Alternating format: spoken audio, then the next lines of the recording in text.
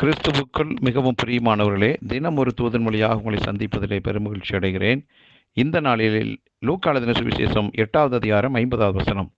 இயேசு அதை கேட்டு, பயப்படாதே, விசுவாசம் உள்ளவனாய் இரு, அப்பொழுது அவள் ரட்சிக்கப்படுவாள் என்றார்.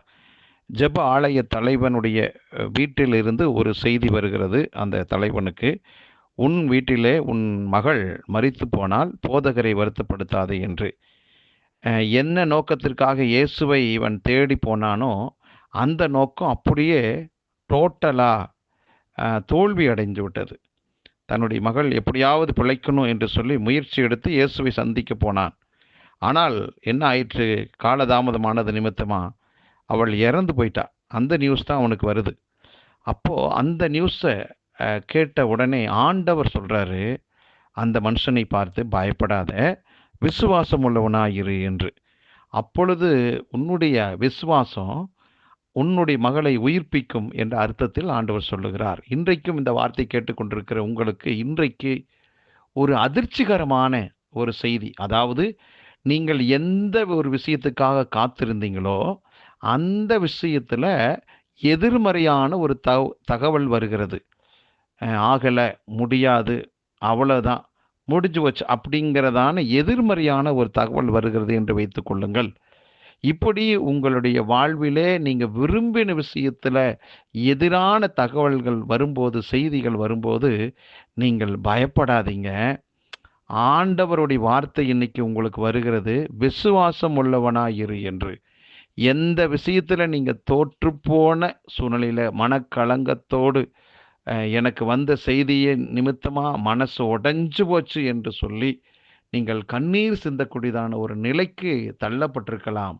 இன்றைக்கு அந்த அதிர்ச்சியின் செய்தி உங்களுக்கு அற்புதமான செய்தியாக மாறும்.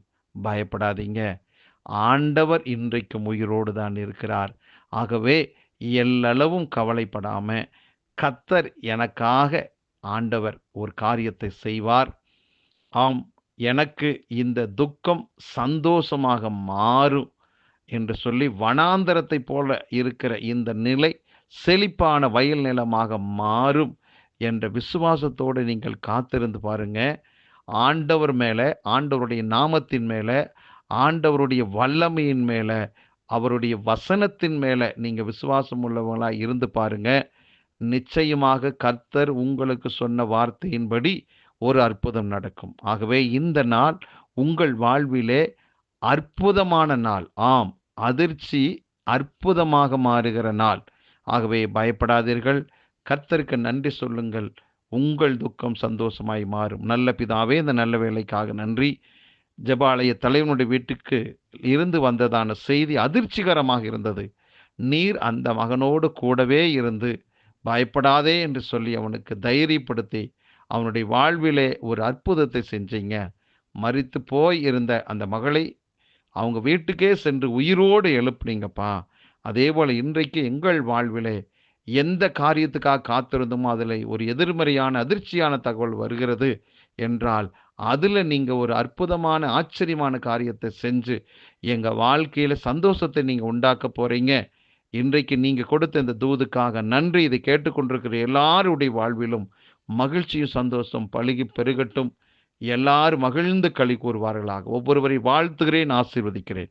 இயேசு கிறிஸ்துவின் நாமத்தை ஜெபிக்கிற நல்ல பிதாவே, ஆமேன். எதிர்பாருங்கள், அற்புதம் நடக்கும்.